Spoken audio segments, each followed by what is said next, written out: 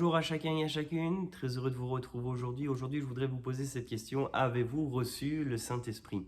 C'est une question que nous retrouvons dans la Bible. L'apôtre Paul, lors de son 3e voyage missionnaire à Éphèse, va se rendre donc dans cette ville d'Éphèse. Il va rencontrer une douzaine de chrétiens, il va commencer à le parler avec eux, mais Paul va se rendre compte dans la discussion qu'il leur manque quelque chose. Et au verset 2 de Acte 19, il nous est dit ceci.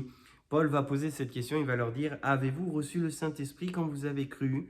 Et ces chrétiens vont répondre, ils lui répondirent « Nous n'avons pas même entendu dire qu'il y ait un Saint-Esprit. » Ces hommes avaient été baptisés du baptême de Jean, du baptême de la repentance pour le pardon de leurs péchés, mais ils s'étaient arrêtés là et Paul va leur enseigner, Paul va leur parler. Et au verset 6, il nous est dit ceci, lorsque Paul leur eut imposé les mains, le Saint-Esprit vint sur eux et ils parlaient en langue et prophétisaient.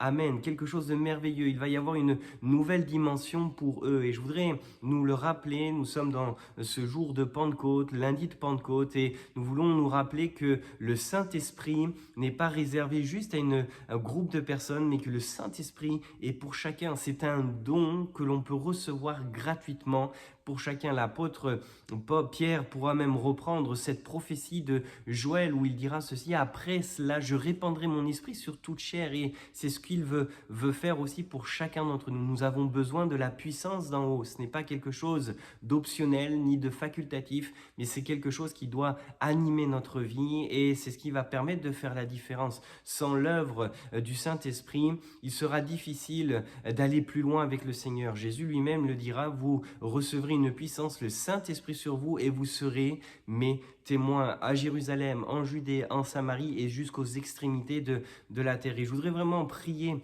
pour vous et que vous puissiez vous aussi demander au Seigneur, mais Seigneur, remplis-moi tout à nouveau du Saint-Esprit. Peut-être que tu as été baptisé du Saint-Esprit il y a quelques années de cela, mais que tu puisses pas rester sur une expérience passée, mais que tu puisses être renouvelé tout à nouveau, demander parce que nous en avons besoin. Et ma prière, c'est que nous puissions être tous remplis du Saint-Esprit pour pouvoir être ses témoins efficaces, pour pouvoir impacter notre génération. Que Dieu vous bénisse.